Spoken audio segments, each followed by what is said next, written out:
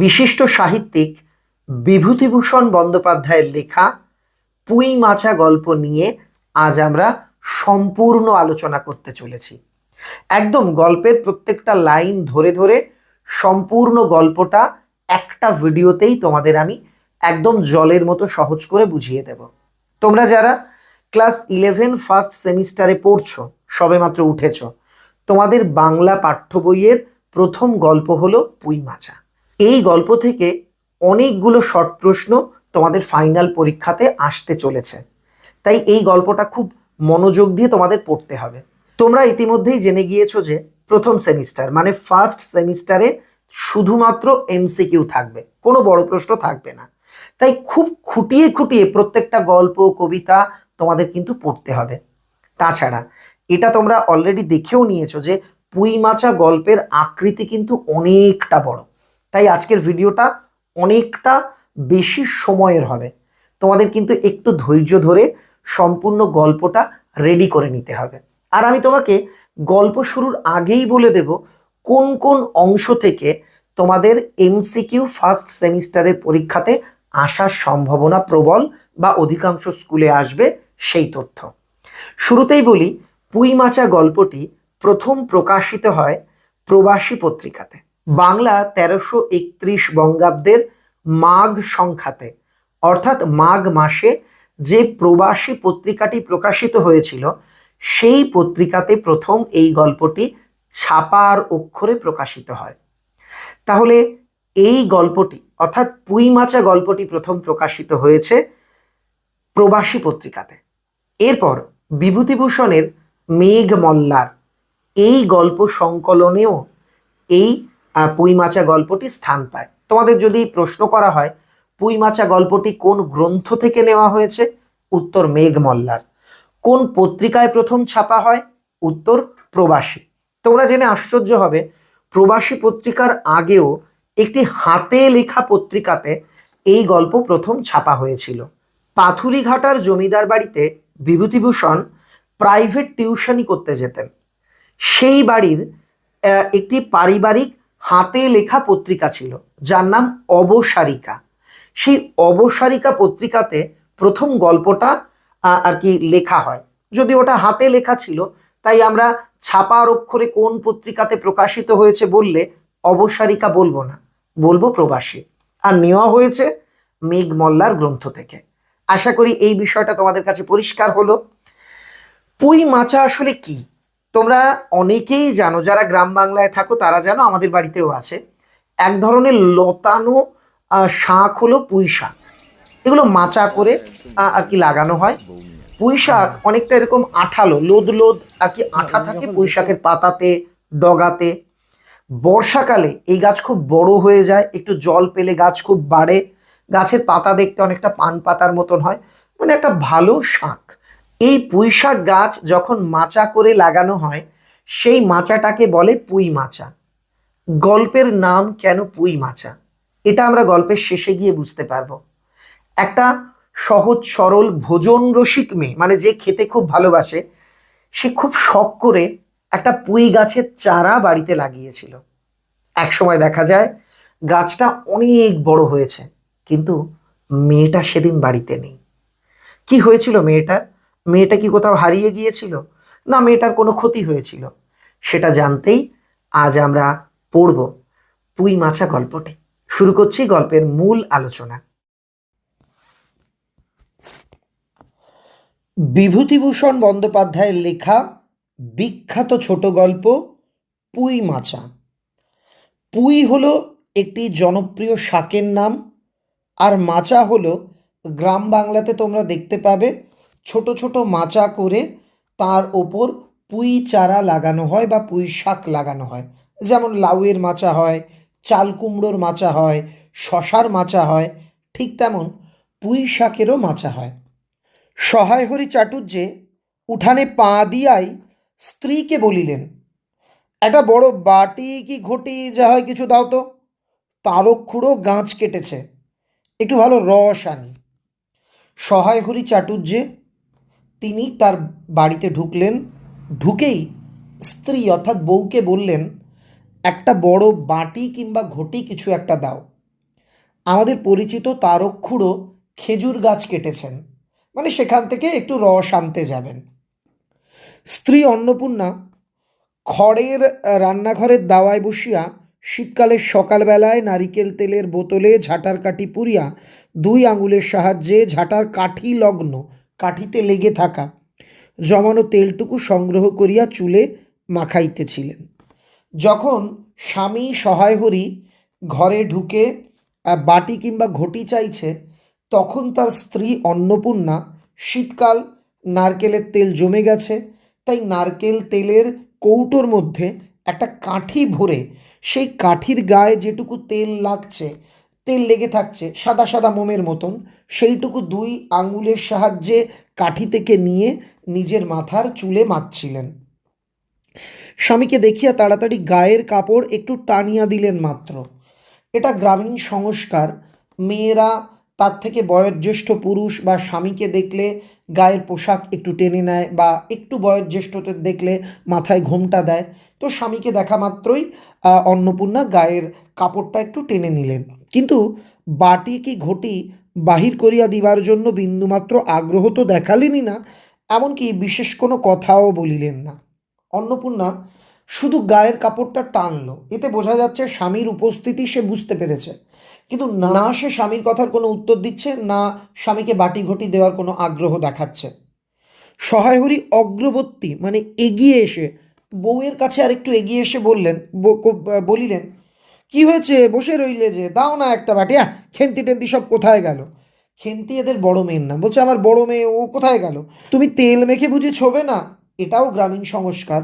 আগেকার দিনে স্নানের জন্য মাথায় তেল মাখা হয়ে গেলে তখন কিন্তু আর রান্নাঘরের সামগ্রীতে হাত দেওয়া হতো না, ছোঁয়া হতো না। অন্নপূর্ণা তেলের বোতলটি সরাইয়া স্বামীর দিকে খানিকক্ষণ চাহিয়া রহিলেন। তেলের বোতল সরিয়ে স্বামীর দিকে কিছুক্ষণ তাকিয়ে থাকলো, মানে এক দৃষ্টিতে তাকিয়ে থাকা। পরে অত্যন্ত শান্ত সুরে জিজ্ঞাসা করিলেন, তুমি মনে মনে কি ঠাউরেছ বলতে পারো? মানে তুমি মনে মনে কি ভেবেছ, কি পেয়েছ, আমায় বলতে পারো? স্ত্রীর অতিরিক্ত রকমের শান্ত সুরে সহায় হরির মনে ভীতির সঞ্চার হইল। হঠাৎ বউ কেন তার সঙ্গে এত ঠান্ডা গলায় কথা বলছে, এটা শুনেই সহায় হরির মনে ভয় বেড়ে গেল। ইহা যে ঝড়ের অব্যবহিত পূর্বের আকাশের স্থির ভাব মাত্র, মানে কোনো ঝড় আসার আগের আকাশের স্থির ভাব মাত্র, তাহা বুঝিয়া তিনি মরিয়া হইয়া ঝড়ের প্রতীক্ষায় রহিলেন। তিনি বুঝতে পারলেন এখনই কোনো ঝড় উঠবে, এক্ষুনি হয়তো তার স্ত্রী ভয়ঙ্কর কিছু বলতে চলেছে। এটা বুঝতে পেরে তিনি কি বলতে চলেছেন স্ত্রী, এইটার জন্য অপেক্ষা শুরু করলেন। একটু আমতা আমতা করিয়া কহিলেন, কেন, কি, আবার কি, মানে এইভাবে একটু আমতা আমতা করে বলছে, না কি, কেন, কি হয়েছে? অন্নপূর্ণা পূর্বাপেক্ষাও শান্ত সুরে বলিলেন। তার স্ত্রী আগের থেকেও ঠান্ডা শান্ত সুরে বলছেন, দেখো, রঙ্গ করো না বলছি, দেখো, নাটক করো না, তামাশা করো না। ন্যাকামি করতে হয় অন্য সময় করো, যদি তোমার ন্যাকামি করার ইচ্ছে হয় অন্য সময় করো। তুমি কিছু জানো না, কি খোঁজ রাখো না? অত বড় মেয়ে যার ঘরে, সে মাছ ধরে আর রস খেয়ে দিন কাটায়, কি করে বলতে পারো? গায়ে কি গুজব রটেছে জানো? স্ত্রী বলছে, তুমি কেমন মানুষ, তোমার ঘরে এত বড় মেয়ে। আমরা যে সময়ের গল্প পড়ছি সেই সময় ধরো 5-7 বছরে মেয়ের বিয়ে হয়ে যেত, এদের মেয়ের প্রায় 15 বছর বয়স। তাই স্ত্রী বলছে, তুমি মেয়ের বিয়ে দেওয়ার নামে কোনো খোঁজ খবর নেই, গ্রামে কি গুজব রটেছে জানো? সহায় হরি আশ্চর্য হইয়া জিজ্ঞাসা করিলেন, কেন, কি গুজব? সহায় হরি বলছে, কেন, কি গুজব উঠেছে? কি গুজব জিজ্ঞেস করো গিয়ে চৌধুরীদের বাড়ি, চৌধুরীদের বাড়িতে গিয়ে শোনো আমাদের নামে কি গুজব উঠেছে। কেবল বাগদি দুলেপাড়ায় ঘুরে ঘুরে জন্ম কাটালে ভদ্রলোকের গায়ে বাস করা যায় না। এখানে সামাজিক বৈষম্য বুঝতে হবে। প্রত্যেকটা মানুষ কিন্তু আমরা সমান, কিন্তু এখানে এরা ব্রাহ্মণ, তখন সমাজে ছোঁয়াছুঁয়ির প্রথা প্রচণ্ড।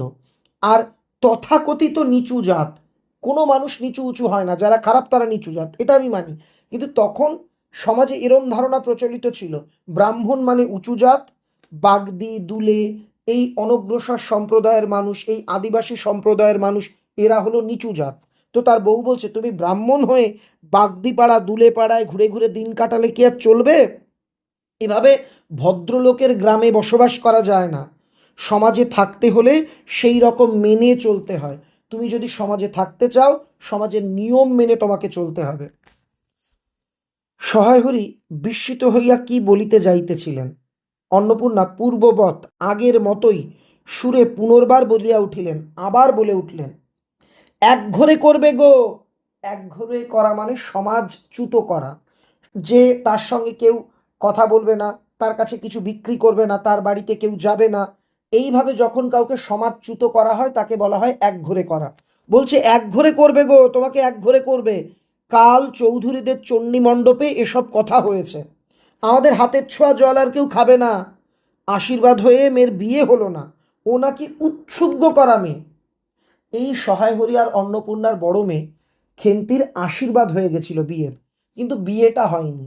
তাই পাড়ায় গুজব রটেছে ও উৎসুগ্গ মেয়ে, মানে উৎসর্গ করা মেয়ে, পরের কাছে উৎসর্গ করা মেয়ে। গায়ের কোনো কাজে তোমাকে আর কেউ বলবে না, সেই সামাজিক সংস্কার। স্বামী ব্রাহ্মণ হয়েও সমাজ যাকে যাদের নিচু জাত বলে তাদের বাড়িতে যায়। এক, দুই, মেয়ের বিবাহযোগ্যা মেয়ে, মেয়ের বিয়ে ঠিক হয়েছিল, আশীর্বাদ হয়ে গেল, তারপর বিয়ে হলো না।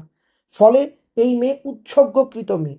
এই সব কারণে সমাজচ্যুত করার কথা সমাজের লোকজনেরা আলোচনা করছে। আর গায়ের কোনো কাজে তোমাকে আর কেউ বলবে না। অন্নপূর্ণা বলছে, গায়ের কোনো পুজো আচ্চা করতে কেউ কখনো আর তোমায় ডাকবে না। যাও, ভালোই হয়েছে তোমার। এখন গিয়ে দুলে বাড়ি বগদি বাড়ি উঠে বসে দিন কাটাও, যাও এখন দুলে পাড়া বাগদি পাড়ায় বসে বসে দিন কাটাও। সহায় হরি তাচ্ছিল্যের ভাব প্রকাশ করিয়া বলিলেন, হেই, আমি বলি না জানি কি ব্যাপার, একঘরে সবাই একঘরে করেছে। এখন বাকি আছে কালীময় ঠাকুর। ও, ওই চৌধুরীদের বাড়ির মণ্ডপে কালীময় ঠাকুর একঘরে করতে বাকি আছে। সবাই তো এমনি একঘরে করে দিয়েছে, কেউ আমাদের বিশেষ পাত্তা দেয় না, তা করে করুক। অন্নপূর্ণা তেলে বেগুনে জ্বলিয়া উঠিলেন, কেন? তোমায় একঘরে করতে বেশি কিছু লাগে নাকি? তুমি কি সমাজের মাথা নাকি একজন মাতব্বর লোক? তুমি কি সমাজের কোনো মোড়ল? চাল নেই, চুলো নেই, এক কড়ার মুরদ নেই, মানে 1 টাকার কোনো মুরদ নেই, যোগ্যতা নেই, চৌধুরীরা তোমায় একঘরে করবে, তার এমন কি কঠিন কথা? আর সত্যিই তো। এদিকে দাঁড়িয়ে মেয়ে হয়ে উঠল। হঠাৎ গলার স্বর নামাইয়া বলিলেন, মেয়ের নিন্দা তো মা চিৎকার করে করতে পারে না। মা গলা নামিয়ে বলছে, হলো যে 15 বছর, বাইরে কমিয়ে বলে বেড়ালে কি হবে? লোকের চোখ নেই? পুনরায় গলা উঠাইয়া বলিলেন, না বিয়ে দেবার গা না কিছু, আমি কি যাব পাত্র ঠিক করতে? আমি আগেই বললাম, সে সময় 5-7 বছরে মেয়েদের বিয়ে হতো। সেই জায়গায় এই মেয়ের একবার বিয়ে হতে গিয়ে বিয়েটা ভেঙে গেছে, আশীর্বাদ হওয়ার পরেও হয়নি। দ্বিতীয়ত, মেয়ের বয়স 15 হয়ে গেল, তা সত্ত্বেও বিয়ে হয়নি। এই কারণে সহায় হরিকে তার স্ত্রী বলছে, তুমি মেয়ের বিয়ে দেবে না। আমি মহিলা হয়ে আমি কি পাড়ায় পাড়ায় মেয়ের বিয়ের জন্য পাত্র ঠিক করতে যাব? সশরীরে যতক্ষণ স্ত্রীর সম্মুখে বর্তমান থাকিবেন, স্ত্রীর গলার সুর ততক্ষণ কমিবার কোনো সম্ভাবনা নাই বুঝিয়া সহায় হরি দাওয়া হইতে তাড়াতাড়ি একটি কাঁসার বাটি উঠাইয়া লইয়া খিড়কি দুয়ার লক্ষ্য করিয়া যাত্রা করিলেন। সহায় হরি বুঝতে পারল, বউয়ের সামনে যতক্ষণ থাকবো বউয়ের রাগ কমবে না, তাই এই বউয়ের সামনে থেকে কেটে পড়াই ভালো। সে তাড়াতাড়ি রস আনার জন্য একটা বড় কাঁসার বাটি পেল বারান্দাতে, সেটা নিয়ে খিড়কি দুয়ার দিয়ে বেরিয়ে যেতে লাগলো। খিড়কি দুয়ার মানে আগেকার দিনে বা প্রাচীন বাংলায় বা এখনো কোনো কোনো বাড়িতে দেখা যায় দরজা দুটো, একটা বাড়ির সামনের দিকের, একটা পিছন দরজা। পিছন দরজাটাকেই বলে খিড়কি দুয়ার। কিন্তু খিড়কি দুয়ারে একটু এদিকে কি একটা দেখিয়া হঠাৎ থামিয়া গেলেন এবং আনন্দপূর্ণ স্বরে বলিয়া উঠিলেন, এসব কি রে খেন্তিমা, এসব কোথা থেকে আনলি? ও, এ যে, মানে উনি বাটি নিয়ে বেরিয়ে যাচ্ছে, এমন সময় তার বড় মেয়ে খেন্তিকে দেখতে পেয়ে বলছে, আরে খেন্তিমা, এসব কোথার থেকে আনলি? এ তো দারুণ জিনিস। 14-15 বছরের একটি মেয়ে আর দুটি ছোট ছোট মেয়ে পিছনে লইয়া বাড়িতে ঢুকিল। তোমাদের বলে রাখি, সহায় হরির 3টে মেয়ে। বড় মেয়ের নাম খেন্তি, পরে আরো দুটো মেয়ে আছে, আমরা গল্প যত এগোবে তত জানতে পারবো। তাহার হাতে এক বোঝা পুঁই শাক। ডাঁটাগুলি মোটা ও হলদে হলদে, চেহারা দেখিয়া মনে হয় কাহারা পাকা পুঁই গাছ উপড়াইয়া ফেলিয়া উঠোনের জঙ্গল তুলিয়া দিতেছিল, মেয়েটি তাহাদের উঠানের জঞ্জাল প্রাণপণে তুলিয়া আনিয়াছে। অর্থাৎ যে বড় মেয়ে তার হাতে পুঁই শাক, মানে পুঁই শাকের ডাঁটা। এই পুঁই শাকগুলো হলুদ হয়ে গেছে, মানে বুড়ো হয়ে গেছে। হলুদ পুঁই শাক, বুড়ো পুঁই শাক দেখবে অনেকে ছিঁড়ে ফেলে দেয়, খায় না। তো বলছে কেউ হয়তো কারো উঠোনে এরকম বুড়ো পুঁই শাক ছিল, এই মেয়ে হয়তো সেগুলো প্রাণপণে তুলে নিয়ে এসছে। ছোট মেয়ে দুটির মধ্যে একজনের হাত খালি, অপরটির হাতে গোটা 2-3 পাকা পুঁই পাতায় জড়ানো কোনো দ্রব্য, মানে 2-3টে পুঁই শাকের পাকা পাকা পাতার মধ্যে জড়ানো কি একটা নিয়ে যেন আর একটা বাচ্চা মেয়ে দাঁড়ানো। এবার আমরা চলে যাব পরের অংশে। এইবার আমি তোমার কাছে একটা প্রশ্ন করব, দেখি তো গল্পটা কতটা মনোযোগ দিয়ে তোমরা শুনছো। আমার প্রথম প্রশ্ন, কে গাছ কেটেছে? 1 দাগ। আর 2 দাগের প্রশ্ন, খেন্তি বা সহায়হরির মেয়ের, বড় মেয়ের প্রকৃত বয়স কত? 1 দাগের উত্তর কে খেজুর গাছ কেটেছে, উত্তর লিখবে। 2 দাগের উত্তর খেন্তির প্রকৃত বয়স কত, লিখবে। আমাকে কমেন্ট করে অবশ্যই জানাবে। বড় মেয়েটি খুব লম্বা, গোলগাল চেহারা, মাথার চুল কৃষ্ণ মানে কালো, আগোছালো বাতাসে উড়িতেছে, অগোছালো চুলগুলো বাতাসে উড়ছে। মুখখানা খুব বড়, চোখ দুটো ডাগর মানে সুন্দর, বড় বড়, শান্ত। সরু সরু কাচের চুড়িগুলো 2 পয়সা ডজনের একটি সেফটি পিন দিয়ে একত্র করিয়া আটকানো। মেয়ের হাতে সস্তা কিছু সরু সরু কাচের চুড়ি। এবার একসঙ্গে 5-6টা চুড়ি থাকলে হাত নাড়ির সময় একটা চুড়ির সঙ্গে আর একটা লেগে ভেঙে যায়। তাই এই মেয়েটা একটা সেফটি পিন দিয়ে চুড়িগুলো আটকে রেখেছে। আর যে সেফটি পিন দিয়ে আটকেছে সেই সেফটি পিনের দাম হলো 2 পয়সা ডজন। 1 ডজন সেফটি পিনের দাম 2 পয়সা। পিনটির বয়স খুঁজিতে যাইলে প্রাগৈতিহাসিক যুগে গিয়া পড়িতে হয়। প্রাগৈতিহাসিক যুগ মানে ইতিহাস লেখার আগের যুগ, কিন্তু এখানে আক্ষরিকভাবে সেই যুগের কথা বলেনি। মানে পিনটা এত পুরনো, দেখে মনে হয় যেন ইতিহাস লেখার আগের যুগের কোনো এক পিন। এই বড় মেয়েটির নামই বোধ হয় খেন্তি, কারণ সে তাড়াতাড়ি পিছন ফিরিয়া তাহার পশ্চাৎবর্তিনী, এই শব্দের মানেটা কি? তার পিছনে যে দাঁড়িয়ে আছে মেয়ে, বর্তিনী, যে মেয়ে তার পশ্চাতে দাঁড়িয়ে, তার পিছনে দাঁড়িয়ে থাকা মেয়েটির হাত হইতে পুঁই পাতায় জড়ানো দ্রব্যটি লইয়া মেলিয়া ধরিয়া বলিল, বাবা চিংড়ি মাছ। গয়া বুড়ির কাছ থেকে রাস্তায় নিলাম, দিতে চায় না, বলে তোর বাবার কাছে আর দিনকার দরুন 2 পয়সা বাকি আছে। আমি বললাম, দাও না গয়া পিসি, আমার বাবা কি তোমার 2 পয়সা নিয়ে পালিয়ে যাবে? রাস্তার ধারে গয়া পিসি বা গয়া বুড়ি চিংড়ি মাছ বেচছিল। আমি বললাম যে বাকিতে দাও না। গয়া বুড়ি দিতেই চায় না, বলে আগের দিন তোর বাবা 2 পয়সা বাকি করেছে। আমি বললাম দাও না, বাবা কি পয়সা নিয়ে পালিয়ে যাবে? তারপর গয়া বুড়ির কাছ থেকে এই পুঁইশাক এনেছি। আর এই পুঁই শাকগুলো ঘাটের ধারে রায় কাকা দিয়ে বললে, নিয়ে যা, কেমন মোটা মোটা। ওর বাবাকে বলছে, রায় কাকা ঘাটের ধারে বললো যে যা নিয়ে যা, দেখো বাবা কি সুন্দর মোটা মোটা ডাঁটা। কথা শেষ হয়নি, অন্নপূর্ণা দাওয়া হইতে অত্যন্ত ঝাঁঝের সহিত চিৎকার করিয়া উঠিলেন। অন্নপূর্ণা বারান্দা থেকে খুব ঝাঁঝিয়ে উঠলেন, ঝাঁঝালো কণ্ঠে চিৎকার করে উঠলেন, নিয়ে যা। আহা, কি অমৃতই তোমাকে তারা দিয়েছে। আহা, তোমায় বললো নিয়ে যা, তুমিও নিয়ে এলে। কি অমৃত তারা তোমায় দিয়েছে। পাকা পুঁই ডাঁটা কাঠ হয়ে গিয়েছে, 2 দিন পরে ফেলে দিত, নিয়ে যা। আর উনি তাদের আগাছা উঠিয়ে নিয়ে এসেছেন, ভালোই হয়েছে, তাদের আর নিজেদের কষ্ট করে কাটতে হলো না। যত সব পাথুরে বোকা, পাথুরে বোকা মানে নিরেট বোকা, পাথরের মতন একদম নিরেট শক্ত, নিরেট বোকা মরতে আসে আমার ঘাড়ে। ধাঁড়ি মেয়ে, বলে দিয়েছি না, তোমার বাড়ির বাইরে কোথাও পা দিও না, লজ্জা করে না এ পাড়া সে পাড়া করে বেড়াতে? বিয়ে হলে 4 ছেলের মা হতে, খাওয়ার নামে আর জ্ঞান থাকে না, না? কোথায় শাক, কোথায় বেগুন, আর একজন বেড়াচ্ছেন কোথায় রস, কোথায় ছাই, কোথায় পাশ, ফেল ফেল ওসব ফেল। ওর মা এইভাবে মেয়েকে বকাবকি করলো। এবার কি হলো, মেয়েটি শান্ত অথচ ভয় মিশ্রিত দৃষ্টিতে মায়ের দিকে চাহিয়া হাতের বাঁধন আগলা করিয়া দিল। মানে হাতের এত জড়িয়ে ধরেছিল, যেমন তোমরা সিনেমায় দেখো নায়ক নায়িকাকে জড়িয়ে ধরে, ওইভাবে জড়িয়ে সে এনেছিল, হাতের বাঁধন আলগা করে দিল। পুঁইশাকের বোঝা মাটিতে পড়িয়া গেল। অন্নপূর্ণা বকিয়া চলিলেন, যা তো রাধি, ও আপদগুলো টেনে খিড়কি পুকুরে ফেলে দিয়ে তো। মানে এই খেন্তির বোনের নাম রাধি, তো বলছে রাধি যা তো, এই আপদগুলো টেনে খিড়কি পুকুরে, আমাদের পিছন দরজার কাছে যে পুকুর আছে ওখানে ফেলে দিয়ে তো। ফের যদি বাড়ি বার হতে দেখেছি তবে তবে ঠ্যাং খোড়া না করি তো। এই কথাটা আবার বড় মেয়েকে বললো, তোকে যদি বাড়ির বাইরে এবার বেরোতে দেখি তোর পা আমি খোড়া করে ছাড়বো। বোঝা মাটিতে পড়িয়া গিয়াছিল, ছোট মেয়েটি কলের পুতুলের মতো সেগুলো তুলিয়া লইয়া খিড়কি অভিমুখে চলিল। কিন্তু ছোট মেয়ে অত বড় বোঝা আঁকড়াইতে পারিল না, মানে বাচ্চা মেয়ে অত বড় বোঝাটা সে আঁকড়ে ধরতে পারছে না। অনেকগুলো ডাঁটা এদিকে ওদিকে ঝুলিতে ঝুলিতে চলিল। সহায় হরি ছেলেমেয়েরা তাহার মাকে অত্যন্ত ভয় করিত। এখানে এটা পড়ে অনেকেই বলে সহায় হরির কি ছেলে ছিল? আসলে ছেলে মেয়ে বলতে এখানে সহায় হরির 3টে মেয়েই ছিল। আমরা বলি না তোমার কতগুলো ছেলে মেয়ে, সে বলে আমার 3 মেয়ে। এই রকম ছেলে মেয়ে মানে কোট আনকোট তার ছেলেই ছিল এরকম নয়। সহায় হরি আমতা আমতা করিয়া বলিতে গেলেন, এনেছে ছেলে মানুষ খাবে বলে, তুমি আবার বরং, মানে বাচ্চা মানুষ ওরা খাবে বলে এনেছে, তুমি কেন এরকম বকাবকি করছো, বরং রান্না করে দিও, এরকম বলতে গেল সহায় হরি। পুঁইশাকের বোঝা লইয়া যাইতে যাইতে ছোট মেয়েটি ফিরিয়া দাঁড়াইয়া মায়ের মুখের দিকে চাহিল। বাবা মাকে বোঝাচ্ছে, দেখি মা পারমিশন দেয় কিনা। এইটা বুঝতে ছোট মেয়েটা মায়ের দিকে ফিরে তাকালো। অন্নপূর্ণা তাহার দিকে চাইয়া বলে, না না না, নিয়ে যা, খেতে হবে না। মেয়ে মানুষের অত নোলা কিসের? নোলা মানে লোভ। এ এক পাড়া থেকে আর এক পাড়ায় নিয়ে আসে দুটো পাকা পুঁইশাক ভিক্ষে করে, যা যা, তুই যা, দূর করে দিয়ে বনে আয়। বলছে যা, যাগুলো সব বনে ফেলে আয়। সহায় হরি বড় মেয়ের মুখের দিকে চাহিয়া দেখিলেন তাহার 2 চোখ জলে ভরিয়া আসিয়াছে। মানে মেয়েটা কত আশা করে পুঁই শাক এনেছে, রাস্তা থেকে বাকি করে চিংড়ি মাছ এনেছে, তার মনে বড় কষ্ট হইল। কিন্তু মেয়ের চোখে জল ভরা দেখে সহায় হরির খুব কষ্ট হলো।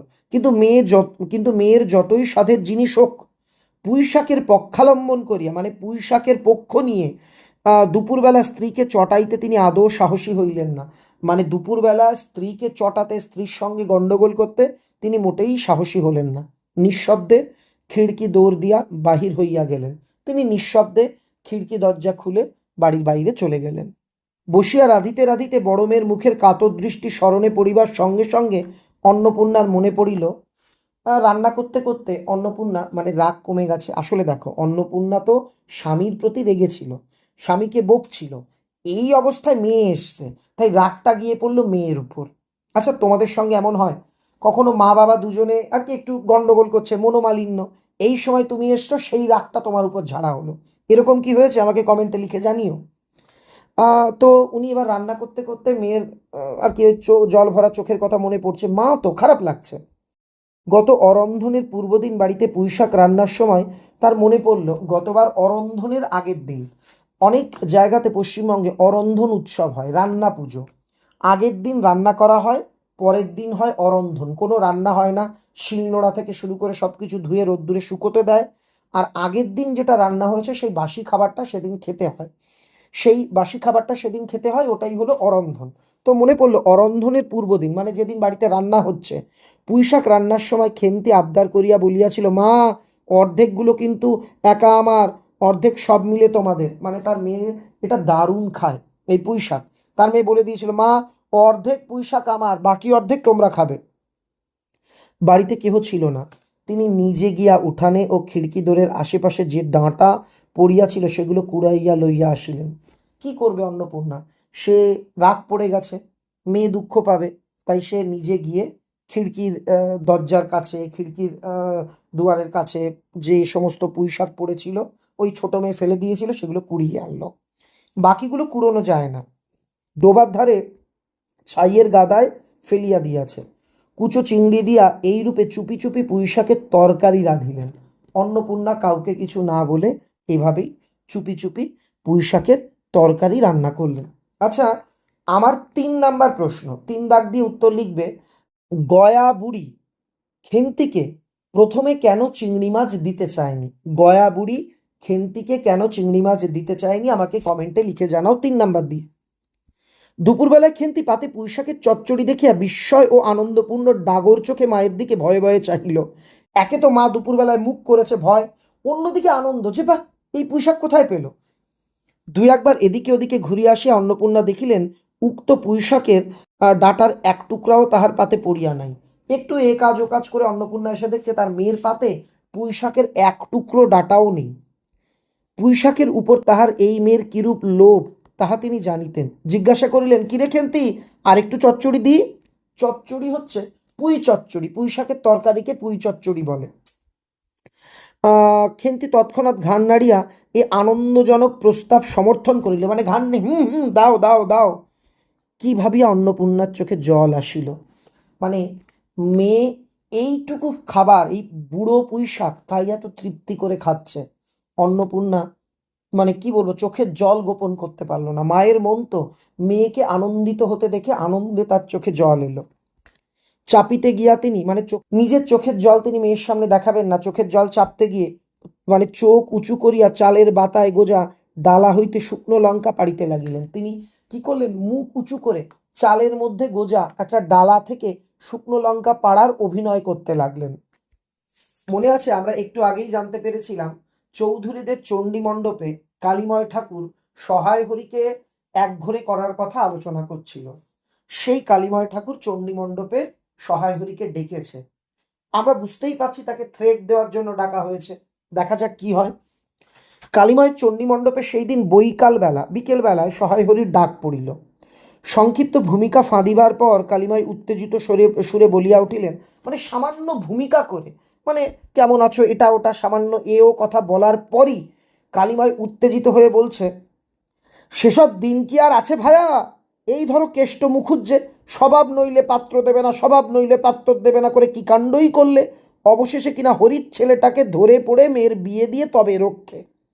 বলছে সেসব দিন কি আর আছে? এই যে কেষ্ট মুখুজ্জে আমাদের চেনা জানা লোক, সে স্বভাব না হলে মেয়ের বিয়ে দেবো না, মানে ভালো স্বভাবের ছেলে না পেলে আমার মেয়ের বিয়ে দেবো না, ভালো পাত্রের স্বভাব না হলে মেয়ের বিয়ে দেবো না করে কি কাণ্ড করলো।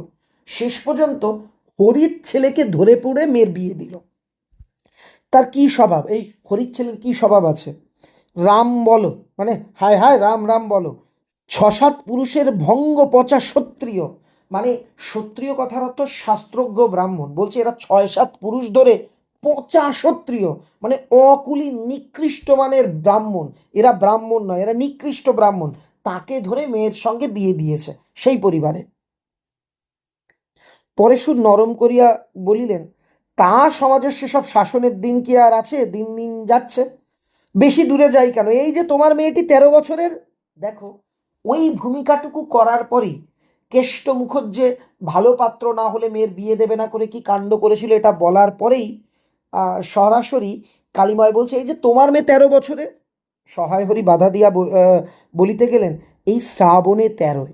আমরা আগে পড়েছি সহায় হরির মেয়ের আসল বয়স 15, কিন্তু ওরা বাইরে কমিয়ে বলে। তো সহায় হরি বলছে, না না না, এই শ্রাবণ মাসে আমার মেয়ে 13 পড়বে।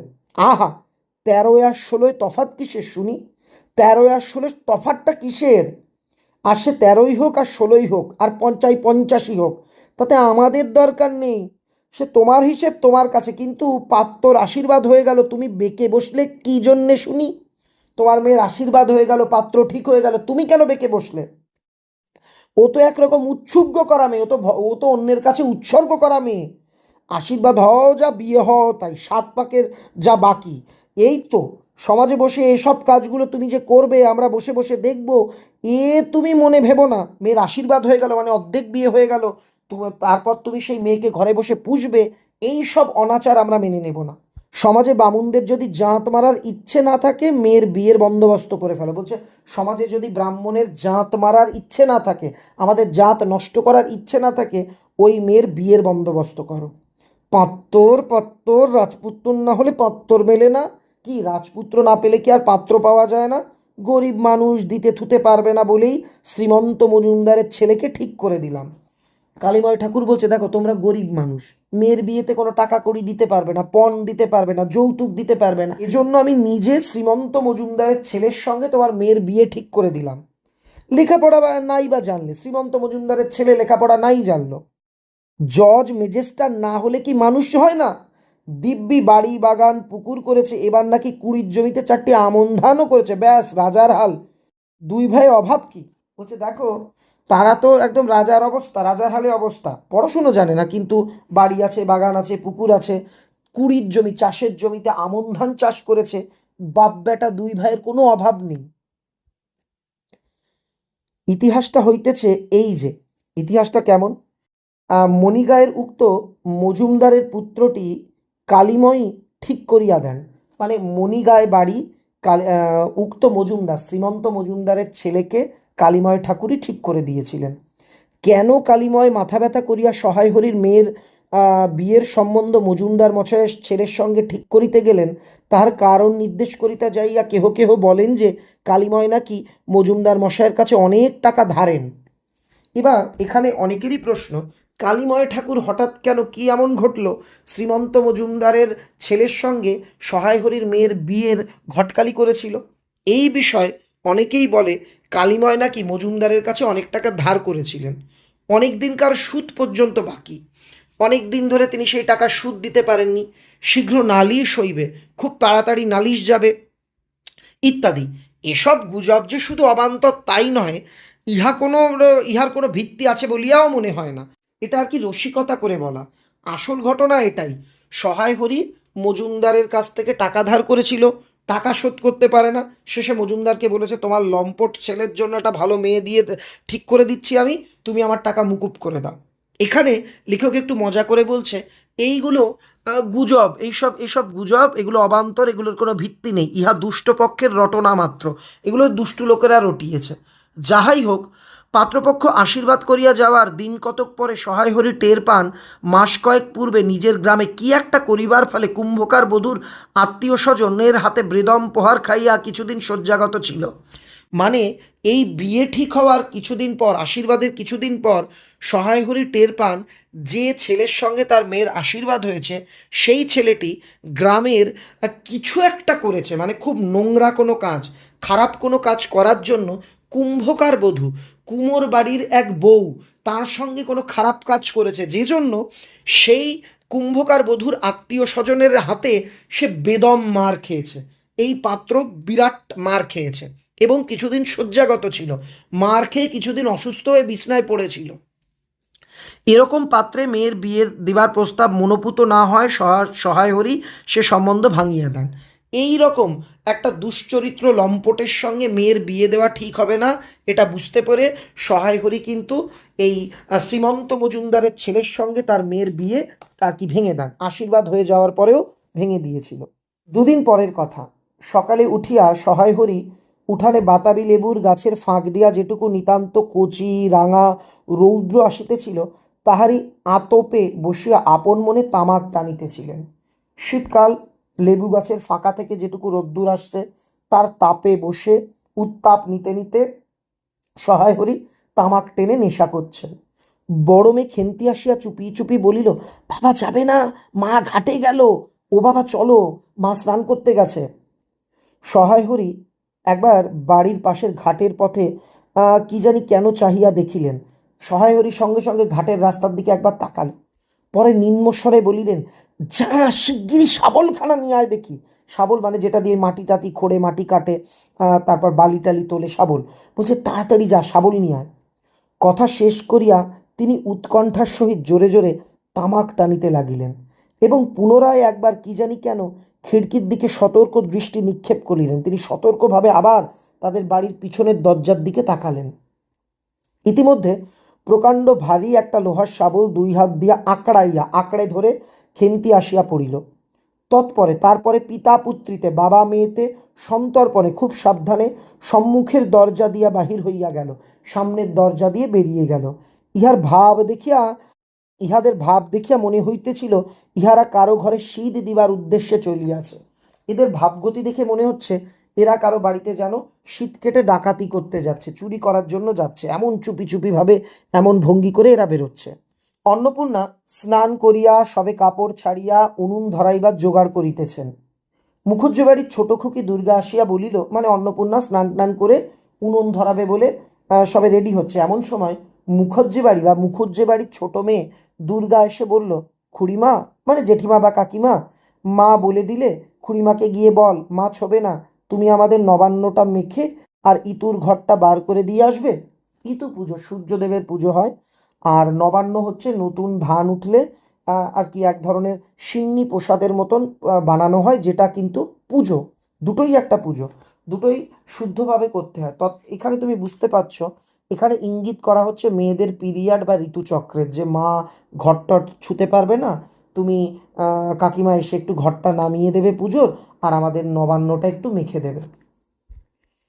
মুখুজ্জে বাড়ি ও পাড়ায় যাইবার পথের বাঁ ধারে এক জায়গায় শ্যাওড়া, বনভাট, রংচিতা, বনচালতা গাছের ঘন বন, মানে প্রচণ্ড ঘন বন, এইসব গাছ সেখানে আছে।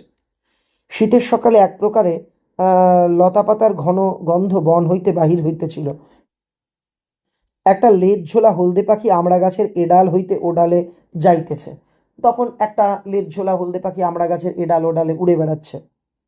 দুর্গা আঙুল দিয়া দেখাইয়া বলিল, খুড়িমা, খুড়িমা, ওই যে কেমন পাখিটা। পাখি দেখিতে গিয়া অন্নপূর্ণা কিন্তু আর একটা জিনিস লক্ষ্য করিলেন। ঘন বনটার মধ্যে কোথায় এতক্ষণ খুব খুব করিয়া আওয়াজ হইতেছিল, কে যেন কি খুঁড়িতেছে। দুর্গার কথার পরই হঠাৎ সেটা বন্ধ হইয়া গেল। অন্নপূর্ণা সেখানে খানিকক্ষণ থমকিয়া দাঁড়াইলেন, পরে চলিতে আরম্ভ করিলেন। মানে হলুদ পাখি দেখতে গিয়ে অন্নপূর্ণা দেখল বনের মধ্যে কেমন একটা খুব খুব আওয়াজ হচ্ছে। তিনি দাঁড়ালে আওয়াজটা বন্ধ হয়ে গেল। তারপর তিনি আবার হাঁটা দিলেন। তাহারা খানিক দূর যাইতেই বনের মধ্যে পুনরায় খুব খুব শব্দ আরম্ভ হইল। কাজ করিয়া ফিরিতে অন্নপূর্ণার কিছু বিলম্ব, কিছু দেরি হলো। বাড়ি ফিরিয়া দেখিলেন খেন্তি উঠোনের রৌদ্রে বসিয়া তেলের বাটি সম্মুখে লইয়া খোপা খুলিয়াছে। মানে সবেমাত্র তার মেয়ে স্নান করেনি, অনেক বেলা হয়ে গেছে, তেলের বাটি নিয়ে মাথায় খোপা খুলে মাথায় সবে তেল মাখছে। তিনি তীক্ষ্ণ দৃষ্টিতে মেয়ের দিকে চাহিয়া দেখিয়া বলিলেন, এখনো নাইতে যাসনি যে, এখনো স্নান করতে যাসনি যে, কোথায় ছিলি এতক্ষণ? খেন্তি তাড়াতাড়ি উত্তর দিল, এই যে মা, যাই, এক্ষুনি যাবো আর আসবো। খেন্তি স্নান করিতে যাইবার একটুখানি পরেই সহায় হরি সোৎসাহে, মানে উৎসাহের সঙ্গে 15-16 সের ভারী, ওজন মাপার একক হলো সের, 15-16 সের ওজনের ভারী একটা মেটে আলু ঘাড়ে করিয়া কোথা হইতে আসিয়া উপস্থিত হইলেন, এবং সম্মুখে স্ত্রীকে দেখিয়া কৈফিয়তের দৃষ্টিতে সেই দিকে চাহিয়া বলিয়া উঠিলেন, মানে বাড়ি ফিরে সামনে বউকে দেখে নিজেই, মানে যেমন আমরা প্রশ্ন করলে, কাউকে কোনো প্রশ্ন করলে সে কৈফিয়ত দেয়, কোনো অন্যায় করলে সে নিজে নিজেই কৈফিয়তের সুরে বলছে, ও পাড়ার ময়সা চৌকিদার, নাম হচ্ছে ময়সা, ও পাড়ার ময়সা চৌকিদারেরা রোজই বলে, কর্তা ঠাকুর, তোমার বাপ থাকতে তবু মাসে এদিকে তোমাদের, মাসে মাসে এদিকে তোমাদের পায়ের ধুলো পড়তো, আজকাল তো তোমরা আর আসো না।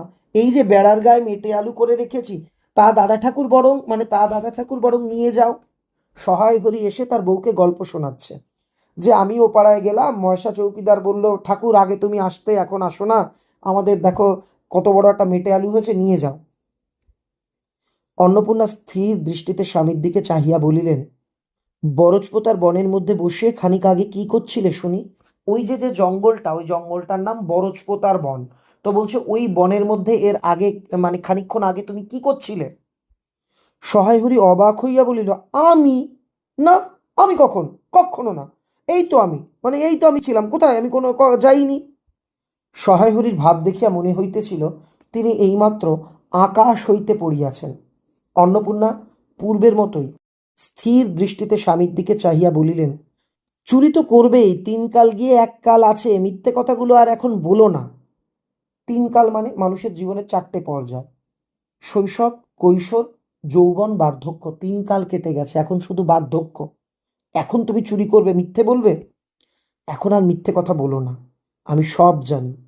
মনে ভেবেছিলে আপদ ঘাটে গিয়েছে আর কি, দুর্গার মা ডেকে ডেকে পাঠিয়েছিল ও পাড়ায় যাচ্ছি, শুনলাম বরজপোতার বনের মধ্যে কী সব খুব খুব শব্দ।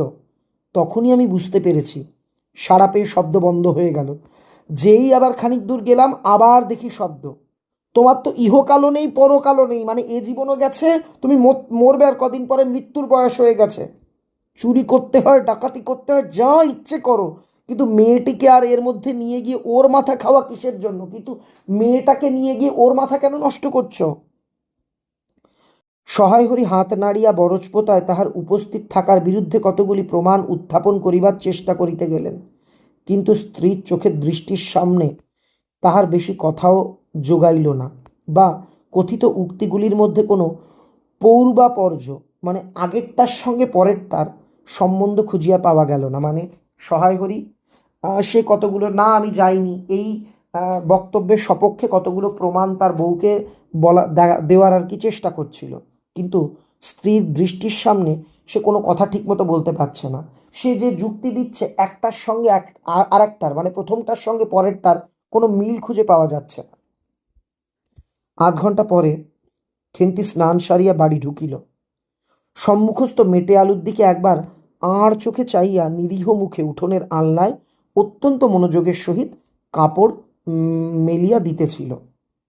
অন্নপূর্ণা ডাকিলেন, খেন্তি এদিকে আয় তো, আয় তো, শুনে যা। মায়ের ডাক শুনিয়া খেন্তির মুখ শুকাইয়া গেল।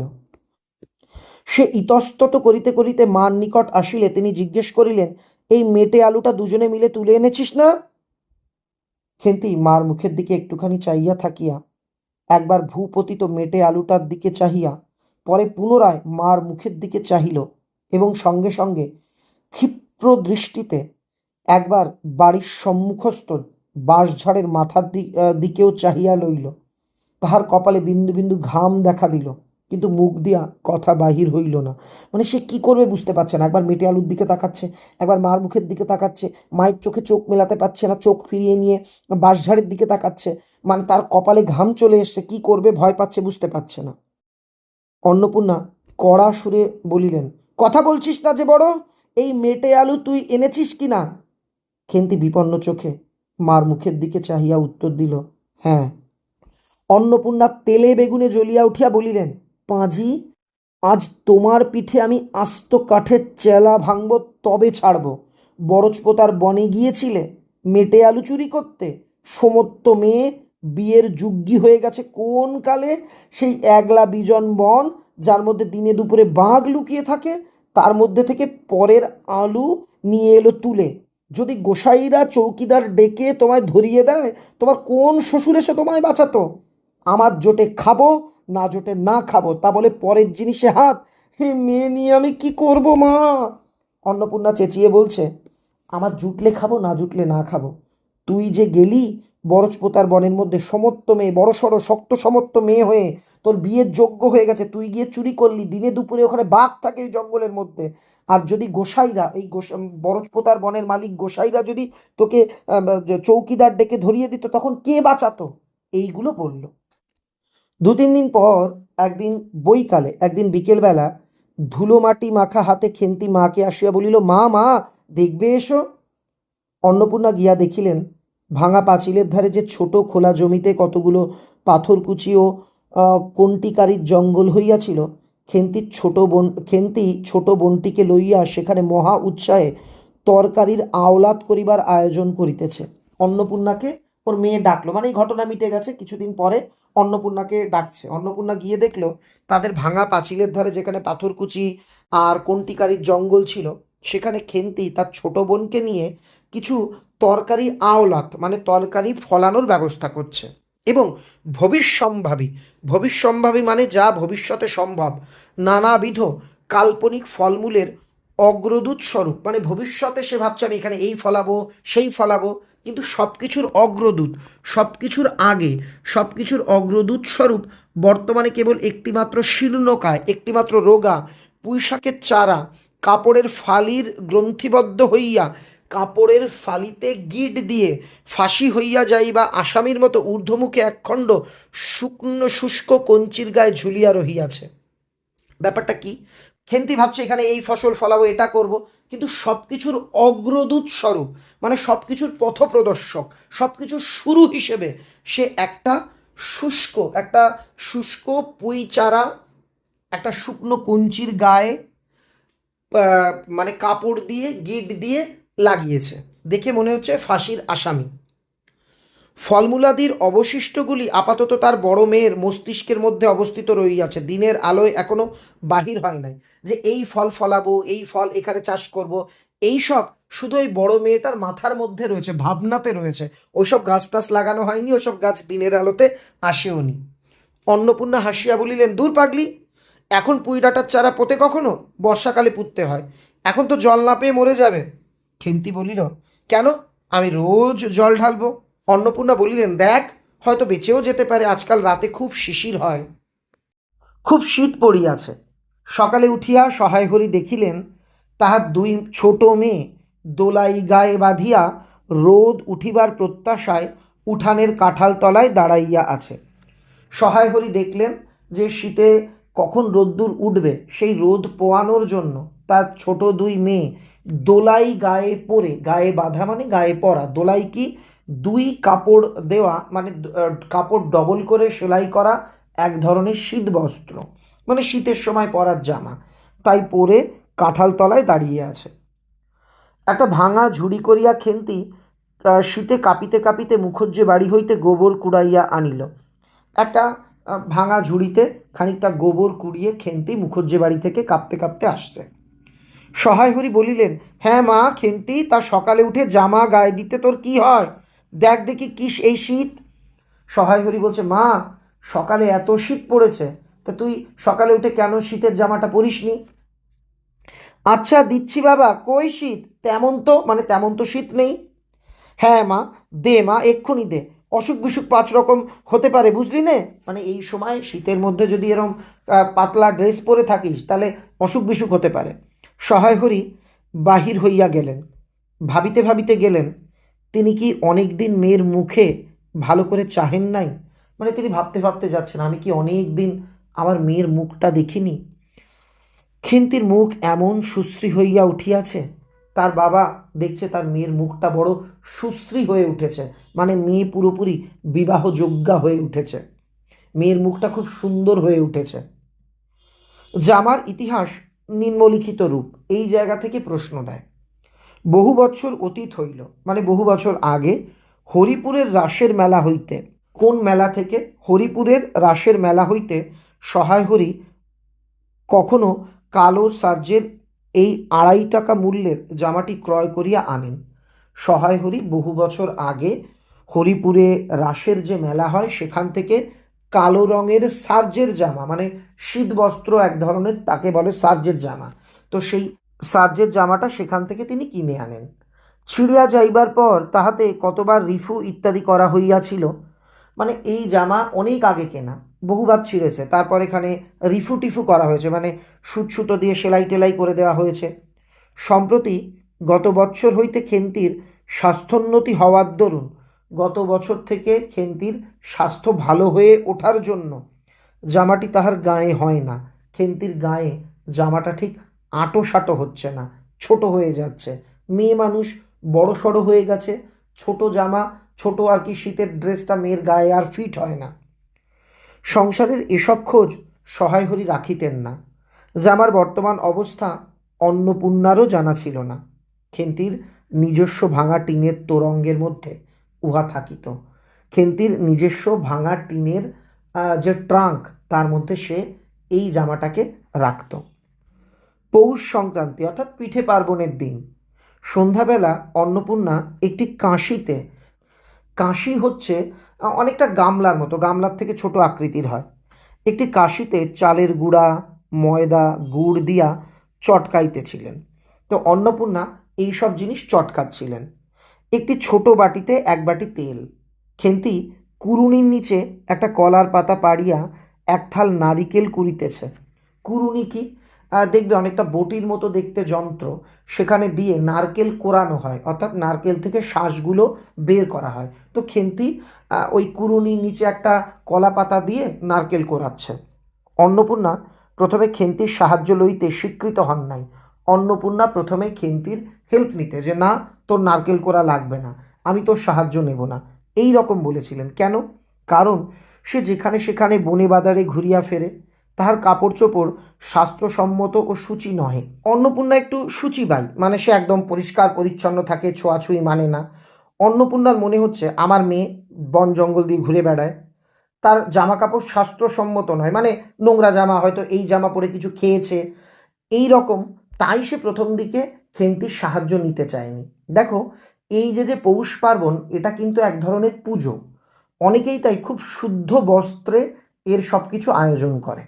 তাই অন্নপূর্ণা ভাবছিল আমার মেয়ে স্বাস্থ্যসম্মত সূচি জামা কাপড় পরে না, এখানে ওখানে ঘুরে বেড়ায়, ওকে দিয়ে কাজ করানো ঠিক হবে না।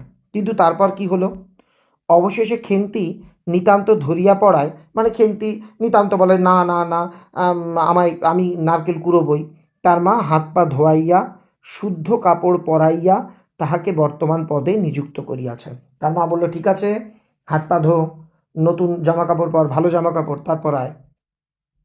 ময়দার গোলা মাখা শেষ হইলে অন্নপূর্ণা উনুনের খোলা চাপাইতে যাইতেছেন। উনুনে খোলা চাপাবে, খোলা মানে হচ্ছে যে সাঁচের উপর পিঠে আর কি বানানো হয় সেটা চাপাচ্ছেন। ছোট মেয়ে রাধি হঠাৎ ডান হাতখানা পাতিয়া বলিল, মা ওই একটু দেখো। এরা কিন্তু খুব গরিব, আর এরা এই যে পিঠের গোলা, মানে যেটা গোলা করা হয়েছে ওটাই খেতে আর কি পছন্দ করে। অনেক ইন্দিরা যেহেতু খুব গরিব, ওরা কিন্তু এই পিঠের গোলাও খুব ভালো খায় কাঁচা কাঁচা অবস্থাতে। অন্নপূর্ণা বড় গামলা হইতে একটুখানি গোলা তুলিয়া লইয়া হাতের আঙুল পাঁচটি দ্বারা একটি বিশেষ মুদ্রা রচনা করিয়া, মুদ্রা রচনা মানে ধরো যেমনভাবে ডালের বড়ি দেয়, হাতটাকে মানে সবকটা আঙুল এক জায়গায় জোড়ালে যেমন হয় সেই রকম রচনা করে প্রসারিত হাতের উপর একটুখানি গোলা দিলেন। মেজ মেয়ে পুটি অমনি ডান হাতখানি কাপড়ে তাড়াতাড়ি মুছিয়া লইয়া মার সামনে পাতিয়া বলিল, মা আমায় একটু, মানে মা আমাকেও একটু দাও। তাহলে এখান থেকে আমরা জানতে পারলাম মেজ মেয়ের নাম পুটি, ছোট মেয়ের নাম হচ্ছে রাধি, আর বড় মেয়ের নাম যে খেন্তি আমরা তো জানি। খেন্তি সূচিবস্ত্রে নারিকেল কুড়িতে কুড়িতে লুব্ধ নেত্রে, মানে একদম লোভী চোখে এদিকে চাহিতেছিল।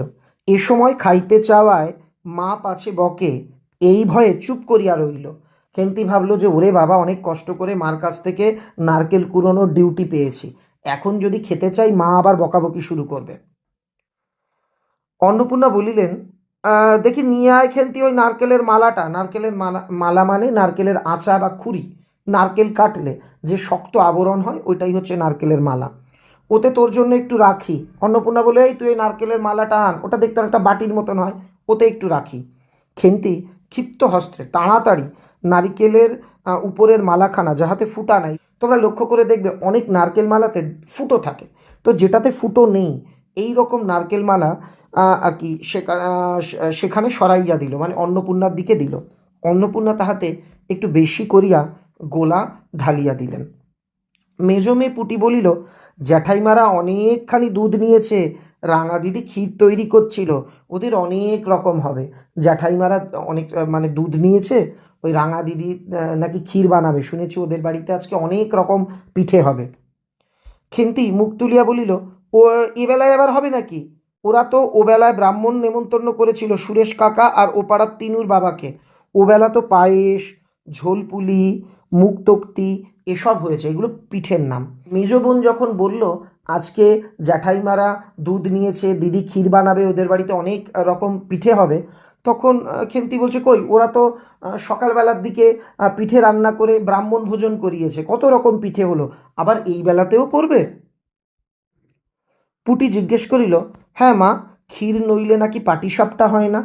পাটিসাপটা পিঠের মধ্যে যদি ক্ষীরের পুর দেওয়া যায় দারুণ লাগে, যেমন মোমোজের ভিতর চিকেন থাকে তেমন পাটিসাপটার মধ্যে ক্ষীর থাকে।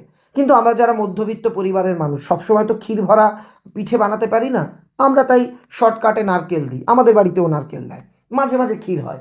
তো বলছে, পুটি জিজ্ঞেস করছে, হ্যাঁ মা, ক্ষীর নইলে নাকি পাটিসাপটা হয় না।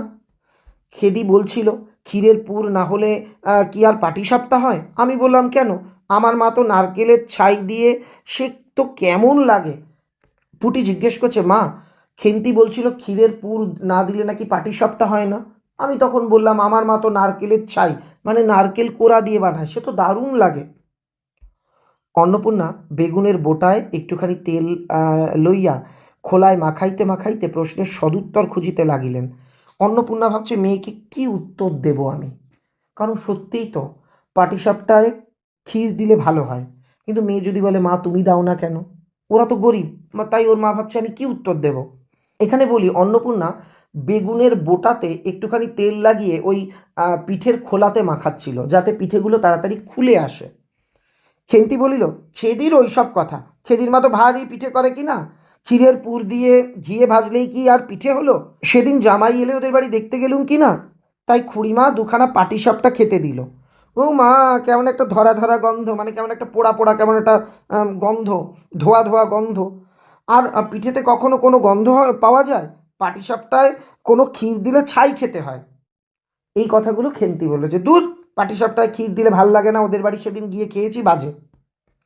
বেপরোয়াভাবে উপরোক্ত উক্তি শেষ করিয়া খেন্তি মায়ের চোখের দিকে চাহিয়া জিজ্ঞেস করিল, মা, নারকেল কোড়া একটু নেব? আসলে খেন্তি এই কথাগুলো বলে মাকে খুশি করল। এবার বলছে, মা একটু নারকেল কোড়া নেব? অন্নপূর্ণা বলিলেন, নে, কিন্তু এখানে বসে খাস নে, মুখ থেকে পড়বে না, কি হবে, ওই দিকে যা। ওই যে বললাম, অন্নপূর্ণা খুব সূচিবাই, সে বলল, ঠিক আছে নিবি নে, কিন্তু এখানে বসে খাবি নে, তোর মুখ থেকে ছিটে ছুটে যদি নিচে পড়ে তাহলে ঠিক হবে না, তুই দূরে গিয়ে খা।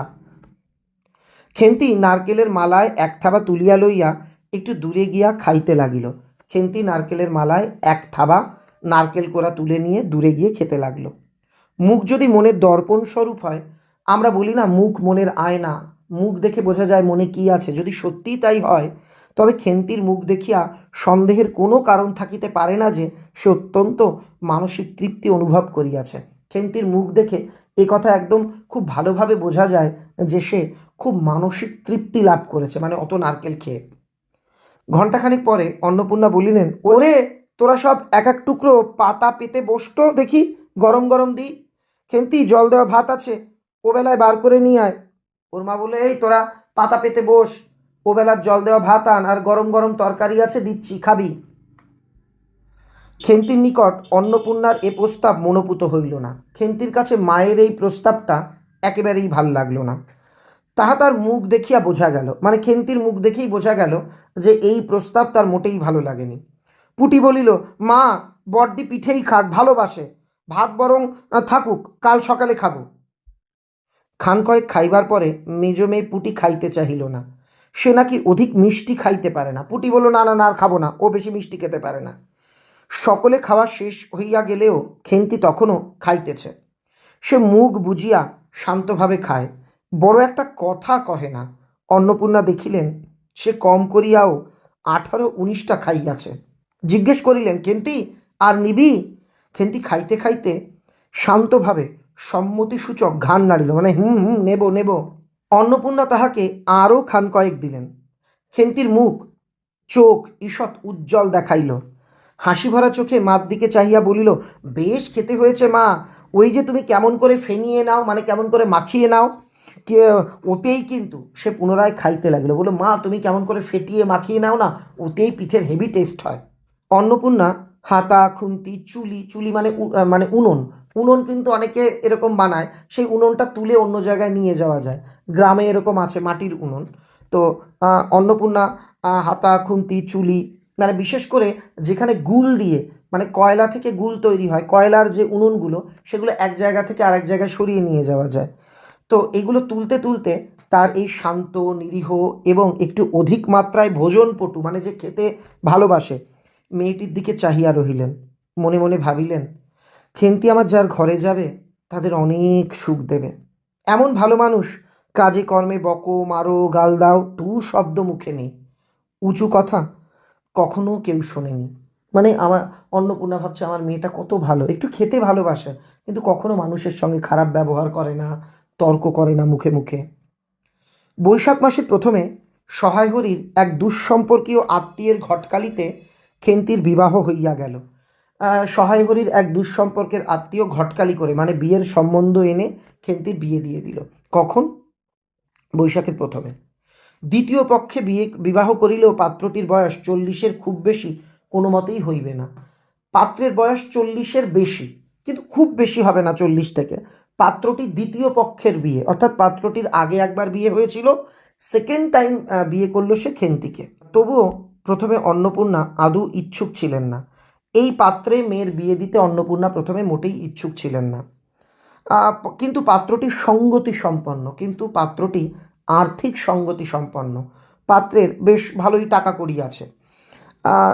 শহর অঞ্চলে বাড়ি, সিলেট, চুন ও ইটের ব্যবসায় 2 পয়সা নাকি করিয়াছে, মানে সে কি বলা যেতে পারে, বিল্ডার্সের বিজনেস করে, এতে সে 2-5 পয়সা কামিয়েছে। হঠাৎ এরকম এরকম পাত্র হঠাৎ মেলাও বড় দুর্ঘটনা কিনা, মানে এই রকম পাত্র হঠাৎ পেয়ে যাওয়াটাও দুর্ঘটনার ব্যাপার, মানে এত ভালো পাত্র পাওয়া গেছে। জামাইয়ের বয়স একটু বেশি।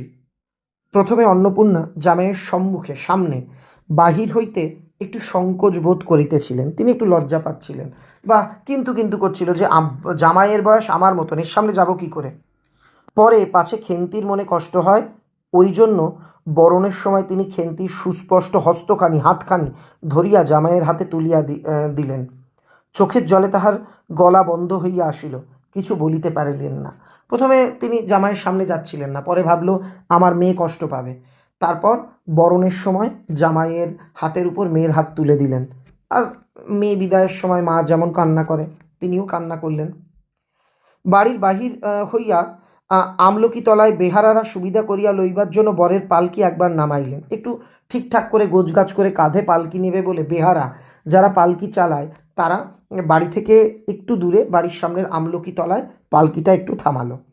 অন্নপূর্ণা চাহিয়া দেখিলেন বেড়ার ধারে নীল রঙের মেদি ফুলের গুচ্ছগুলি যেখানে নত হইয়া আছে, তাদের বাড়ির বেড়ার কাছে যেখানে নীল নীল মেদি ফুল ফুটে রয়েছে, মাথা নিচু হয়ে রয়েছে ফুলের, খেন্তির কম দামের বালুচরের রাঙা চেলির আঁচলখানা, খেন্তি বিয়ের সময় লাল রঙের বালুচুরির শাড়ি পরেছিল, সেই কম পয়সার সেই শাড়ির আঁচলখানা পালকি হইতে বাহির হইয়া সেখানে লুটাইতেছে। তার এই অত্যন্ত অগোছালো, নিতান্ত নিরীহ এবং একটু অধিক মাত্রায় ভোজনপটু মেয়েটিকে পরের ঘরে অপরিচিত মহলে পাঠাইতে তাহার বুক উদ্বেল হইয়া উঠিতেছিল। মানে তার খুব খারাপ লাগছিল, সে খুব উদ্বেলিত হয়ে উঠছিল, সে খুব চিন্তিত ছিল। খেন্তিকে কি অপরে ঠিক বুঝিবে? তার মার মনে বারবার একটা প্রশ্ন হচ্ছিল, আমার মেয়েকে অন্যরা কি ঠিক ভালোভাবে মেনে নিতে পারবে, ভালো বুঝতে পারবে? যাইবার সময় খেন্তি চোখের জলে ভাসিতে ভাসিতে সান্ত্বনার সুরে বলিয়াছিল, মা আষাঢ় মাসেই আমাকে এনো, বাবাকে পাঠিয়ে দিও, 2 মাস তো। খেন্তি যাওয়ার সময় বলছিল, মা বাবাকে পাঠিয়ে দিও, আমাকে আষাঢ় মাসেই কিন্তু বাড়িতে আনবে, মাত্র 2 মাস তো। ও পাড়ার ঠান দিদি বলেন, ঠান দিদি কাদের বলে? পাড়ার বয়স্ক মহিলা, ঠাকুমা গোছের মহিলাকে ঠান দিদি বলে। তো ও পাড়ার ঠান দিদি বললেন, তোর বাবা তোর বাড়ি যাবে কেন রে, আগে নাতি হোক তবে তো। খেন্তির মুখ লজ্জায় রাঙা হইয়া উঠিল। ঠান দিদি বলল, আরে তোর বাবা আগে আনতে যাবে কেন, আগে তুই নাতিপুতি হোক, তোর তোর ছেলেপুলে হোক, তারপর তোর বাবা নিয়ে আসবে। খেন্তি লজ্জায় রাঙা হয়ে উঠল মুখ।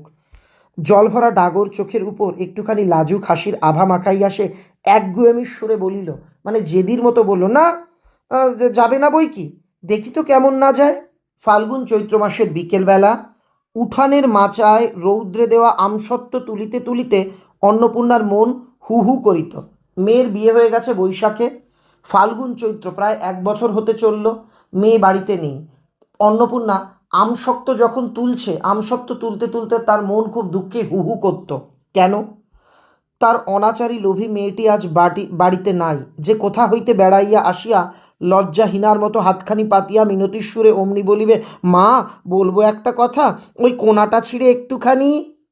মানে ওর ওর মার বারবার মনে হচ্ছে মেয়ে যদি বাড়ি থাকতো কোথা থেকে দৌড়ে এসে বলতো, মা একটুখানি আমসত্ত্বের কোনাটা ছিঁড়ে দাও না, খাই। 1 বছরের উপরে হয়ে গেছে, মানে বৈশাখ জ্যৈষ্ঠ আষাঢ় হয়ে আবার আষাঢ়, পুনরায় আষাঢ় মাস, বর্ষা বেশ নামিয়াছে। ঘরের দাওয়ায় বসিয়া সহায় হরি প্রতিবেশী বিষ্ণু সরকারের সহিত কথা বলিতেছিলেন। সহায় হরি তার প্রতিবেশী বিষ্ণু সরকারের সঙ্গে আর কি কথা বলছিলেন। সহায় হরি তামাক সাজিতে সাজিতে, মানে তামাক টানার জন্য সেই তামাক সাজিয়ে বলছিলেন, ও তুমি ধরে রাখো, ওরকম হবেই দাদা, আমাদের অবস্থার লোকেদের ওর চেয়ে ভালো কি আর জুটবে। তো সহায় হরি বলছে, দাদাও তুমি ধরে রাখো, আমাদের মতো লোকের ভাগ্যের থেকে ভালো কিছু হবে না। কি বিষয় নিয়ে কথা বলছে? মেয়ের বিয়ে নিয়ে। সহায় হরি বিষ্ণু সরকারকে বলছে, আরে দাদা ধরে রাখো, আমরা গরিব মানুষ, আমাদের মেয়েদের কপালে সুখ জুটবে না, আমাদের মেয়েদের কপালে ওর থেকে ভালো কিছু হবে না। বিষ্ণু সরকার তালপাতার চাটাইয়ের উপর উবু হইয়া বসিয়াছিলেন। দূর হইতে দেখিয়া মনে হইবার কথা তিনি রুটি করিবার জন্য ময়দা চটকাইতেছিলেন। কেউ যেমন বসে ময়দা চটকায় রুটি বানানোর জন্য, বিষ্ণু সরকার ওই রকম একটা কাজ করছিলেন।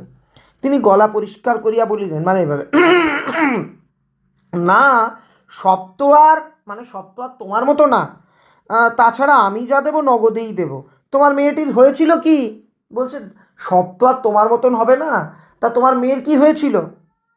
সহায় হরি হুকায় 5-6টি টান দিয়া কাশিতে কাশিতে বলিলেন, মানে এইভাবে, বসন্ত হয়েছিল শুনলাম, আমার মেয়ের বসন্ত রোগ হয়েছিল। ব্যাপার কি দাঁড়ালো বুঝলে? মেয়ে তো কিছুতেই পাঠাতে চায় না, মানে শ্বশুরবাড়ির লোকেরা মেয়েকে আমার বাড়িতে পাঠাতেই চায় না। 250 আন্দাজ টাকা বাকি ছিল। পাত্রপক্ষ আমার কাছে যে পণ বা যৌতুক চেয়েছিল সেখানে 250 টাকা মতো বাকি ছিল। বললে ও টাকা আগে দাও তবে মেয়ে নিয়ে যাও। তো শ্বশুরবাড়ির লোকেরা বলল, আগে ওই পাওনা 250 টাকা দাও, তারপর মেয়েকে তোমাদের বাড়ি পাঠাবো। এটা শুনে বিষ্ণু সরকার বলছে, এ একেবারে চামার, এদিকে একেবারে ছোট লোক। সহায় হরি বলছে, তারপর বললাম, টাকাটা ভাইয়া ক্রমে ক্রমে দিচ্ছি, মানে আমি টাকাটা অল্প অল্প করে দেব। পুজোর তত্ত্ব কম করেও 30 টাকার কমে হবে না ভেবে দেখলাম কি না। মানে তারপর পুজোর সময় যে মেয়ের বাড়িতে যাব, ভাবলাম পুজোর সময় তত্ত্ব নিয়ে যেতে হয় মেয়েদের বাড়ি, মানে যখন মেয়ে বাড়ি যেতে হয়, মেয়ের শ্বশুর বাড়িতে নানা উপহার টুপহার নিয়ে যেতে হয়। হিসেব করে দেখলাম কম করে 30 টাকার প্রয়োজন, যায়নি। মেয়ের নানা নিন্দে উঠল, মেয়ের নামে নানা নিন্দে উঠল। ছোট লোকের মতো মেয়ের মতো চলে, হাঁ ঘরের মতন খায়, আরও কত কি। মানে আমার মেয়ের নামে এই সমস্ত কথা রটালো শ্বশুরবাড়ির লোকেরা। পৌষ মাসে দেখতে গেলাম, মেয়েটাকে ফেলে থাকতে পারলাম না, বুঝলে। তারপর আর কি করব, পৌষ মাসে দেখতে গেলাম মেয়েটাকে, আর ফেলে থাকতে পারছিলাম না। সহায় হরি হঠাৎ কথা বন্ধ করিয়া জোরে মিনিট কতক ধরিয়া হুকায় টান দিতে লাগিলেন।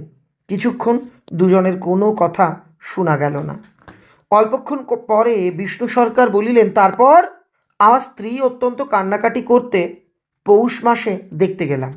মেয়েটার যে অবস্থা করেছে, শাশুড়িটা শুনিয়ে শুনিয়ে বলতে লাগলো, না জেনে শুনে ছোট লোকের সঙ্গে কুটুম্বিতা করলেই এরকম হয়, যেমনি মেয়ে তেমনি বাপ। পৌষ মাসের দিন মেয়ে দেখতে এলেন শুধু হাতে।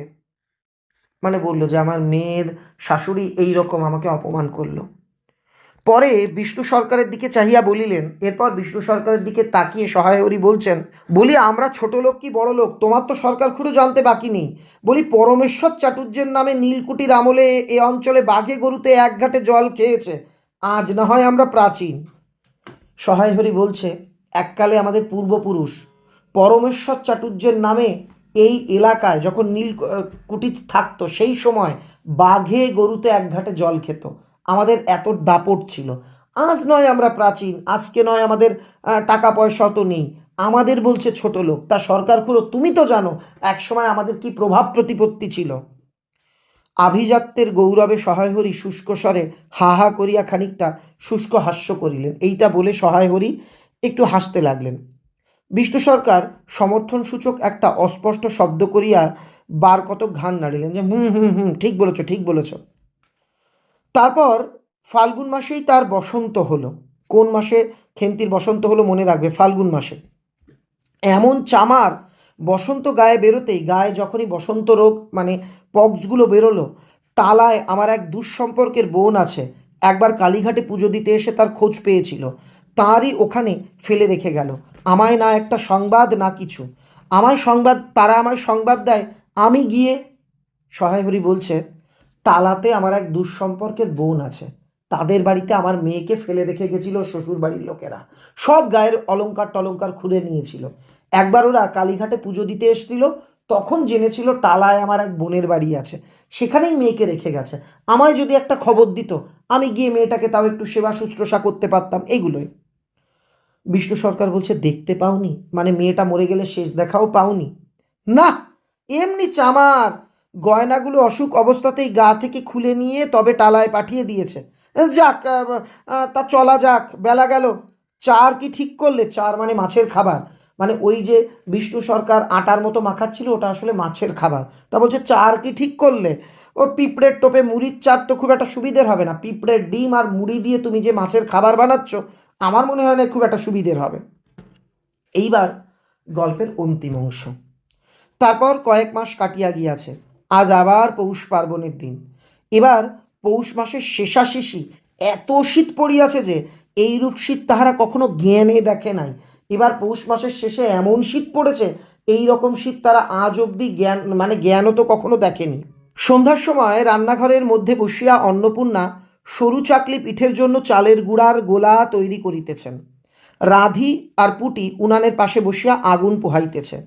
রাধি বলিতেছে, আর একটু জল দিতে হবে না মা, অত ঘন করে ফেললে কেন? মানে দুই মেয়ে এই গোলাটা কেমন বানানো হচ্ছে এটা নিয়ে নানা রকম মাকে উপদেশ দিচ্ছে। পুটি বলল, আচ্ছা মা, ওতে একটু নুন দিলে হয় না? পুটি বলছে, আচ্ছা মা, ওতে একটু নুন দিলে হয় না? ও মা, দেখো মা, রাধির দোলাই কোথায় ঝুলছে, এক্ষুনি ধরে উঠবে। পুটি বলছে, দেখো দেখো মা, রাধির দোলাইটা কোথায় ঝুলছে, একদম উনুনের পাশে গিয়ে বসেছে, এক্ষুনি তো ওতে আগুন ধরবে। অন্নপূর্ণা বলিয়া উঠিলেন, সরে এসে বসো মা, আগুনের ঘাড়ে গিয়ে না বসলে কি আগুন পোহানো হয় না? এইদিকে আয়। গোলা তৈরি হইয়া গেল। খোলা আগুনে চড়াইয়া, খোলা মানে ছাঁচ পিঠে তৈরির, আগুনে চড়াইয়া অন্নপূর্ণা গোলা ঢালিয়া মুচি দিয়া চাপিয়া ধরিলেন। মুচি মানে পিঠে বানানোর সময় দেখবে মারা অনেক সময় কাপড়ের টুকরো দিয়ে একটু চেপে চেপে ধরে, ওটাকেই মুচি বলে। দেখিতে দেখিতে মিঠে আছে পিঠে টোপরের মতো ফুলিয়া উঠিল। দেখতে দেখতে পিঠেগুলো টোপরের মতো ফুলে উঠল। পুটি বলিল, মা দাও, প্রথম পিঠেখানা কানাচে সারা ষষ্ঠীকে ফেলে দিয়ে আসি। এটা বাংলার সংস্কার যে পিঠে বানালে প্রথম পিঠেটা শ্যাওড়া গাছ অর্থাৎ ছাড়া গাছে থাকা ষষ্ঠী দেবীর উদ্দেশ্যে নিবেদন করতে হয়, জঙ্গলে ফেলে আসতে হয়। ওর মেয়ে বললো, দাও মা, আমি এটা ফেলে আসি। অন্নপূর্ণা বলিলে অন্নপূর্ণা বলিলেন, একা যাস নে, রাধিকে নিয়ে যা। খুব জ্যোৎস্না উঠিয়াছিল। বাড়ির পিছনে সারা গাছের ঝোপের মাথায় তেলাকুচা লতার থেলো থেলো সাদা ফুলের মধ্যে জ্যোৎস্না আটকাইয়া রহিয়াছে। শ্যাওড়া গাছের মাথায় তেলাকুচু শাক হয়েছে, এক ধরনের লতানো শাক, তার সাদা সাদা ফুলে যেন জ্যোৎস্না আটকে ছিল, মানে জ্যোৎস্নার আলোয় ফুলগুলো সাদা সাদা লাগছিল। পুটি রাধি খিড়কি দোর খুলিতেই একটা শিয়াল শুকনো পাতায় খসখস শব্দ করিতে করিতে ঘন ঝোপের মধ্যে ছুটিয়া পালাইল। ওরা যখন খিড়কি দোর বাড়ির পিছনের দরজা খুলে জঙ্গলে পিঠে ফেলতে যাচ্ছে, যেই দরজা খুলেছে একটা শিয়াল দৌড়ে জঙ্গলের মধ্যে চলে গেল। পুটি পিঠেখানা জোর করিয়া ছুড়িয়া ঝোপের মাথায় ফেলিয়া দিল। তাহার পর চারিধারের নির্জন বাঁশবনের নিস্তব্ধতায় ভয় পাইয়া ছেলে মানুষ পিছু হটিয়া আসিয়া খিড়কি দরজার মধ্যে ঢুকিয়া পড়িয়া তাড়াতাড়ি দ্বার বন্ধ করিয়া দিল। দেখলো চারিদিকে শুনশান জঙ্গল, ভয় পেয়ে তাড়াতাড়ি দরজা বন্ধ করে দিল। পুটি ও রাধি ফিরিয়া আসিলে অন্নপূর্ণা জিজ্ঞেস করিলেন, দিলি? পুটি বলিল, হ্যাঁ মা, তুমি আর বছর যেখান থেকে নেবুর চারা তুলে এনেছিলে সেখানে ফেলে দিলাম। তারপর সে রাত্রে অনেকক্ষণ কাটিয়া গেল। পিঠে গড়া প্রায় শেষ হইয়া আসিয়াছে। রাতও তখন খুব বেশি। জ্যোৎস্নার আলোয় বাড়ির পিছনের বনে অনেকক্ষণ ধরিয়া একটা কাঠঠোকরা পাখি ঠকর শব্দ করিতেছিল। তাহার স্বরটাও ক্রমে তন্দ্রালু হইয়া পড়িয়াছে, মানে সেই পাখির গলার আওয়াজটাও যেন ক্রমে ক্রমে ঘুমন্ত হয়ে পড়ছে, মানে যেন ঘুম ঘুম পাচ্ছে পাখিটার, ডাকের মধ্যেই বোঝা যাচ্ছে। দুই বোনের খাইবার জন্য কলার পাতা চিরিতে চিরিতে পুটি অন্যমনস্কভাবে হঠাৎ বলিয়া উঠিল, দিদি বড় ভালোবাসত। মানে পাতা ছিঁড়তে ছিঁড়তে খেন্তি হঠাৎ বলে উঠল, মা, দিদি পিঠে খেতে কি ভালোবাসতো। দেখো, দুই বোন পিঠে খাবে বলে পাতা ছিঁড়তে ছিঁড়তে, মানে কলা পাতা ছিঁড়তে ছিঁড়তে অন্য মনস্কভাবেই একজন বলে উঠল, পুটি বলে উঠল, দিদি বড় ভালোবাসতো, মানে দিদি পিঠে খেতে খুব ভালোবাসতো। তিনজনই খানিকক্ষণ নির্বাক হইয়া বসিয়া রহিল। মরে যাওয়া দিদির কথা মনে পড়ে, মরে যাওয়া মেয়ের কথা মনে পড়ে, সবাই চুপচাপ বসে রইল। তাহার পরে তাহাদের তিনজনেরই দৃষ্টি কেমন করিয়া আপনা আপনি উঠোনের এক কোণে আবদ্ধ হইয়া পড়িল।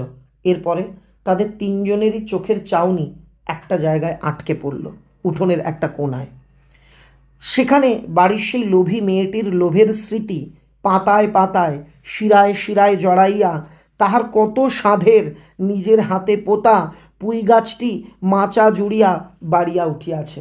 তারা দেখল তার মেয়ের সেই লোভের চিহ্ন, স্বাদের চিহ্ন, বড় স্বাদ করে লাগানো সেই পুঁই গাছটা কত বড় হয়ে উঠেছে।